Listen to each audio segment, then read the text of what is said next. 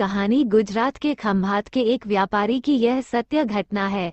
जब मृत्यु का समय निकट आया तो पिता ने अपने एकमात्र पुत्र धनपाल को बुलाकर कहा कि बेटा, मेरे पास धन संपत्ति नहीं है कि मैं तुम्हें विरासत में दूं, पर मैंने जीवन भर सच्चाई और प्रामाणिकता से काम किया है, तो मैं तुम्हें आशीर्वाद देता हूं कि तुम जीवन में बहुत सुखी रहोगे और धूल को भी हाथ लगाओगे तो वह सोना बन जाएगी। बेटे ने सिर झुकाकर पिताजी के पैर छुए। पिता ने सिर पर हाथ रखकर आशीर्वाद दिया और संतोष से अपने प्राण त्याग कर दिए। अब घर का खर्च बेटे धनपाल को संभालना था। उसने एक छोटी सी ठेला गाड़ी पर अपना व्यापार शुरू किया। धीरे धीरे व्यापार बढ़ने लगा। एक छोटी सी दुकान ले ली। व्यापार और बढ़ा। अब नगर के संपन्न लोगों में उसकी गिनती होने लगी। उसको विश्वास था कि यह सब मेरे पिता के आशीर्वाद का ही फल है, क्योंकि उन्होंने जीवन में दुख उठाया पर कभी धैर्य नहीं छोड़ा, श्रद्धा नहीं छोड़ी, प्रामाणिकता नहीं छोड़ी। इसलिए उनकी वाणी में बल था और उनके आशीर्वाद फलीभूत हुए और मैं सुखी हुआ। उसके मुंह से बार बार यह बात निकलती थी। एक दिन एक मित्र ने पूछा, तुम्हारे पिता में इतना बल था तो वह स्वयं संपन्न क्यों नहीं हुए, सुखी क्यों नहीं हुए? धर्मपाल ने कहा, मैं पिता की ताकत की बात नहीं कर रहा हूँ, मैं उनके आशीर्वाद की ताकत की बात कर रहा हूँ। इस प्रकार वो बार बार अपने पिता के आशीर्वाद की बात करता तो लोगों ने उसका नाम ही रख दिया बाप का आशीर्वाद। धनपाल को इससे बुरा नहीं लगता। वो कहता कि मैं अपने पिता के आशीर्वाद के काबिल निकलूं, यही चाहता हूँ। ऐसा करते हुए कई साल बीत गए। वह विदेशों में व्यापार करने लगा। जहाँ भी व्यापार करता उससे बहुत लाभ होता। एक बार उसके मन में आया कि मुझे लाभ ही लाभ होता है, तो मैं एक बार नुकसान का अनुभव करूं। तो उसने अपने एक मित्र से पूछा कि ऐसा व्यापार बताओ कि जिसमें मुझे नुकसान हो। मित्र को लगा कि इसको अपनी सफलता का और पैसों का घमंड आ गया है। इसका घमंड दूर करने के लिए इसको ऐसा धंधा बताऊं कि इसको नुकसान ही नुकसान हो।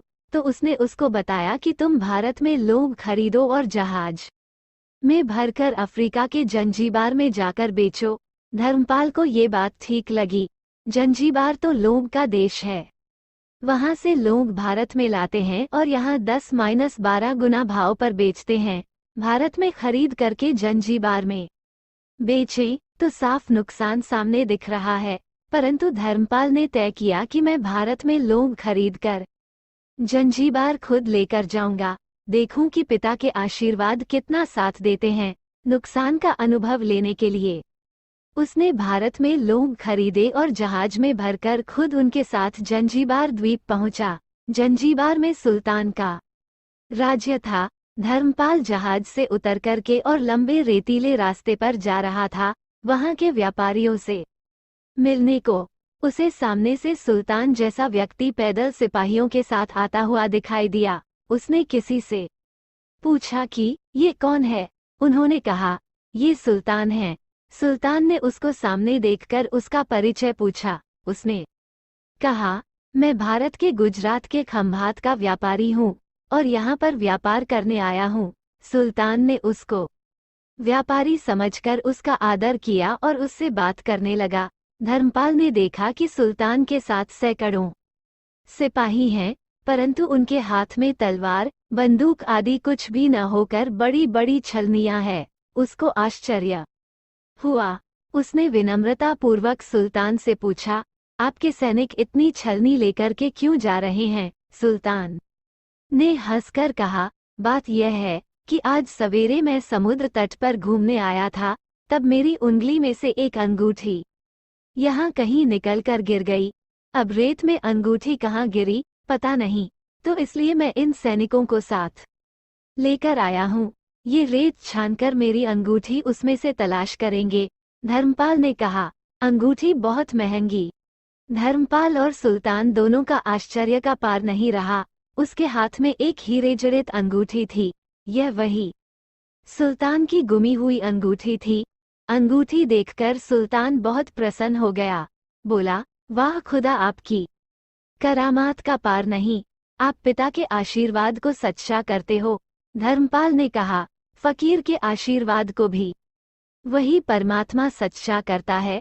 सुल्तान और खुश हुआ, धर्मपाल को गले लगाया और कहा, मांग सेठ, आज तू जो मांगेगा मैं दूंगा। धर्मपाल ने कहा, आप 100 वर्ष तक जीवित रहो और प्रजा का अच्छी तरह से पालन करो, प्रजा सुखी रहे, इसके अलावा मुझे कुछ नहीं चाहिए। सुल्तान और अधिक प्रसन्न हो गया। उसने कहा, सेठ, तुम्हारा सारा माल मैं आज खरीदता हूँ और तुम्हारी मुंह मांगी कीमत दूंगा। इस कहानी से शिक्षा मिलती है कि पिता के आशीर्वाद हों तो दुनिया की कोई ताकत कहीं भी तुम्हें पराजित नहीं होने देगी। पिता और माता की सेवा का फल निश्चित रूप से मिलता है। आशीर्वाद जैसी और कोई संपत्ति नहीं। बालक के मन को जानने वाली माँ और भविष्य को संवारने वाले पिता, यही दुनिया के 2 महान ज्योतिषी है। अपने बुजुर्गों का सम्मान करें, यही भगवान की सबसे बड़ी सेवा है। अगर कहानी अच्छी लगी हो तो इस वीडियो को लाइक करना ना भूले, और अगर आप इस चैनल को सब्सक्राइब नहीं कर रखे हैं तो चैनल को सब्सक्राइब कर लीजिएगा। अगर आप पहले से सब्सक्राइब कर रखे हैं तो कमेंट करके हमें जरूर बताइएगा कि कहानी आपको कैसी लगी।